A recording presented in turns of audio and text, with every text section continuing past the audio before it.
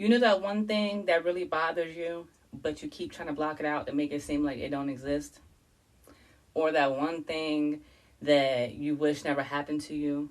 The one thing that you feel like is haunting you, but you also don't want to confront it because then it's going to make you relive the situation? And you keep trying to run from it because you don't want to confront it? That very thing, God is going to keep putting in your face, and He's going to keep putting in your face and keep putting in your face until you're able to heal. It's certain things you can't run from. It doesn't matter how bad it hurts. And you think by not acknowledging it, by brushing it off, by minimizing it, by trying to make it seem like it's not as bad as it was, that that's going to help you heal, that's going to help you just cope. And it's the furthest thing from the truth. If anything, it's going to delay your healing. And I just want to shortly share where this message is coming from. So I have been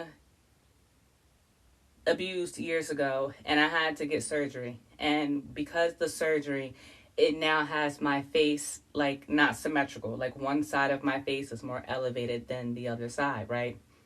I don't see myself when I'm talking to people. So for many years, because I didn't see myself and I had control over when I went into the mirror, right? I control how often I look or how detailed I look. So for me, I would avoid things that made me look at myself because I did not want to face the reality. Like, this is really my face now. And over time, this is something that God kept putting in my face. He kept putting in my face, kept putting in my face. And to be completely honest with you, it wasn't until I went to nursing school that I really felt like I was being put like on blast. And that was because I had COVID. I had to stay home. But because I had to stay home, I had to be on Zoom. So there was like a 50, 60-inch TV in my classroom, right? Everybody's sitting there watching. Anybody who stayed home and they had to go on Zoom, they had to be on, the big screen with the camera. I was terrified of that. Like, prior to me ever going on Zoom, I would always see other classmates, and I'm like, bro, I hope that's really never me. Like, I never want to be in that situation because I was ashamed, and I didn't want to, I just didn't want to do that because it was something that I kept trying to avoid. Even down to when I finally accepted God's calling, and Jesus has been telling me what He wanted me to do. He's been telling me I need to get on social media. I need to use my voice. I need to talk. He's been telling me this for a very long time. And I have been very stubborn and kind of like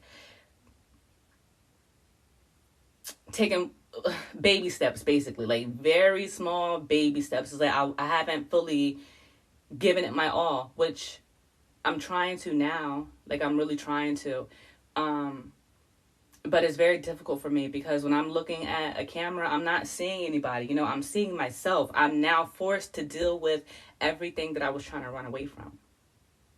Everything that I kept trying to block out and make it seem like it wasn't that serious, I am forced to deal with it because in order for me to create videos, I have to look at the camera. And even that, I try not to always make eye contact. I don't like it. But it is very important for us to heal. And it's very funny that I'm talking about this because that's why I got my name from the inside out. Healing from the inside out. Everything that we go through, when we are healing, you're healing from the inside out. And although you may be physically healed on the outside, internally you may not be if you have not done the work. You get what I'm saying? And I'm saying that like in a more spiritual sense, not like physical. I know, you know what I mean? Like, I know that. But there's things that if you block out and you do not handle and you do not acknowledge, the more you do that, the more things kind of pile up on you. And eventually, God's going to force you to deal with it. It's better for you to get ahead of it than for Him to sit you down and He force you. And actually, this is the same conversation I had with my baby dad a couple weeks ago. He felt like him being a truck driver and him picking up extra hours, him going over the road versus like him being more local. So he's like, oh, if I go over the road, I can avoid more things as in like his baby mom. And I'm not gonna, get too personal about that, but there was things that, he felt like he didn't want to deal with. So his way of addressing the situation was just by not being there. And he thought the more he wasn't there, things would magically just disappear, magically get better. And I told him then, this was in literally a couple weeks ago. I told him then, I was like, if you don't get ahead of it and you don't fix it, God's gonna force you to. And it's like that man heard me, but he didn't hear me. And here it is now, not long after we had that conversation, he lost his job. And guess what? He is now forced to be face to face with the same person he said he didn't want to.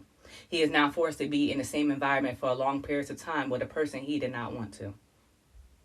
But if you are not trying to handle certain things, you're not trying to heal, God gives us an expiration on everything, and there's only a certain amount of time he's going to let things go by until he's like, you know what? Okay, I need you to get things in order. I need you to start healing. I need you to do things the right way. He corrects those that he loves. So if there's anything that you have been blocking out, you have been trying to minimize, I pray that you are able to get to a place where you're able to start the healing process from the inside out, especially if it's anything like physical, like myself, like my face. I can never change my face. I can't go get more plastic surgery. I probably could, but even if I had the money, I never would do it. I've been cut and had surgery so many times in my life. I'm only 36. I've had so many major surgeries. I don't ever want to have to be cut again. So I just have to deal with this. And my way of dealing with this is, honestly, like when I come on here, there's times where I don't put a filter on, but for the most part, I will put a filter on. And it's not even to catfish. It's more so for me, like comfort. Like it gives me like a glimpse of what my face used to look like. And although I know once the filter is off, obviously my right side is way more elevated than my left side. If you was to see me in person, you will see that because I have metal plates in my cheeks. And there's nothing I can do about that. But I am glad I got to a place where I'm starting to heal. And like I said in the beginning, God will force you. Whatever you're running from, whatever you feel as though like it's too much to handle, that you're going to block it out. Blocking it out is not going to change it. Blocking it out is not going to make the pain go away. So I pray that you allow God to work through you and heal you in areas that need to be healed. Because it's one thing for us to be traumatized and we go through pain, but eventually you have to heal that. Even if decades go past, like at some point you have to heal. So I hope this message helped anybody, who's in this situation.